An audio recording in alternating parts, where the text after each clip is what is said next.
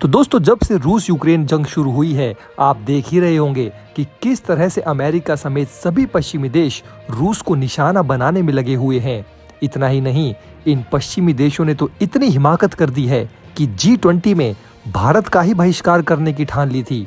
जी हाँ दोस्तों, जैसा कि हम सब जानते ही हैं कि 2023 की G20 की मेजबानी भारत कर रहा है और इसी के बीच दोस्तों कई पश्चिमी देशों के फाइनेंस मिनिस्टर्स ने भारत की इस G20 को बहिष्कार करने का फैसला कर लिया। लेकिन दोस्तों, भारत ने भी साफ कर दिया है कि वो अपनी अध्यक्षता में इस G20 मीटिंग में रूस यूक्रेन जंग का मुद्दा नहीं उठने देगा। हम सब जानते ही हैं दोस्तों कि किस तरह से रूस और यूक्रेन युद्ध के बाद पूरी की पूरी दुनिया जो है वो दो गुटों में बढ़ती दिख रही है। एक तरफ तो दोस्तों अमेरिका ये चाहता है कि सभी देश उसके साथ आकर मिल जाएं, और वहीं दोस्तों दूसरी तरफ रूस है जो कि एक अलग महाशक्ति है और उसके साथ भी दुनिया के काफी देश जुड़े हुए हैं।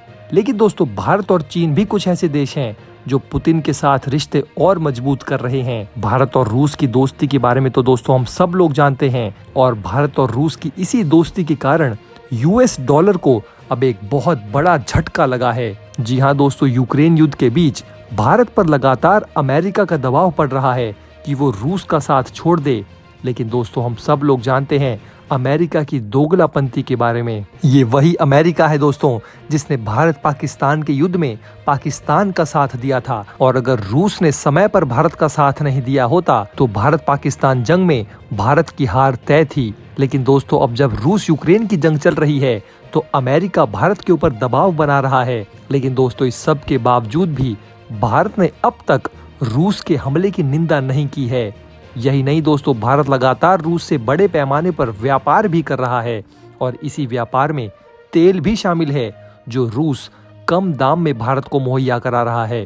लेकिन दोस्तों, भारत और रूस के बीच ये जो पूरा तेल का व्यापार हो रहा है, उससे अब अमेरिका का दशकों पुराना चले आ रहा प्रभुत्व, यानी कि जो उसकी सुप्रीमेसी थी डॉलर की, वो खत्म हो रही है। दरअसल दोस्तों, भारत और रूस ने अपने बीच में होने वाली तेल की सारी डील को डॉलर की बजाय रुपए या रूबल में ट्रेड करने का फैसला किया है। इससे डॉलर के दबदबे को गहरा धक्का लगा है। पूरी दुनिया के एक्सपर्ट्स जो हैं दोस्तों, वो तो ये तक कह रहे हैं कि अमेरिका और पश्चिमी देशों के प्रतिबंधों से उन्होंने खुद अपने पैरों पर ही कुल्हाड़ी मार ली है, क्योंकि अमेरिकी प्रतिबंधों से डॉलर के प्रभुत्व पर खतरा पैदा हो गया है। पिछले कई दशक से दोस्तों भारत तेल खरीदने के लिए डॉलर्स में भुगतान करता था। केवल भारत ही नहीं बल्कि दुनिया के 90% देश डॉलर में ही पेमेंट करते थे। डॉलर बिजनेस के लिए दुनिया की सबसे ज्यादा स्वीकार की जाने वाली करेंसी रही है। यूक्रेन युद्ध के बाद रूस पर कई तरह के प्रतिबंध लग गए हैं। भारत ने इससे निपटने के लिए तेल के व्यापार को रुपए या रूबल में करना शुरू कर दिया, जो कि दोस्तों काफी सफल साबित हुआ है। भारत दुनिया का तीसरा सबसे ज्यादा तेल खरीदने वाला देश है, और अब रूस तेल की आपूर्ति करने वाला प्रमुख देश बन गया है। तेल के बदले में डॉलर में पेमेंट करने की दोस्तों जो दशकों से प्रथा चली आ रही है, वो अब खत्म होने वाली है, और उसको खत्म करेगा इंडियन रूपी।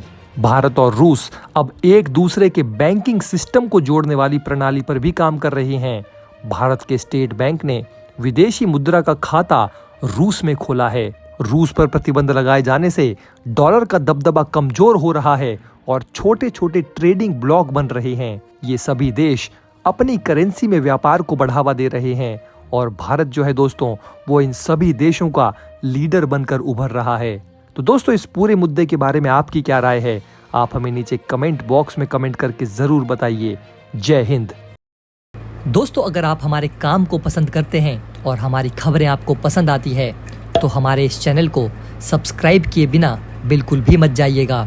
हमारे इस उभरते हुए चैनल को सपोर्ट कीजिए, और आपका एक एक सब्सक्राइब हमारे लिए बहुत मायने रखता है।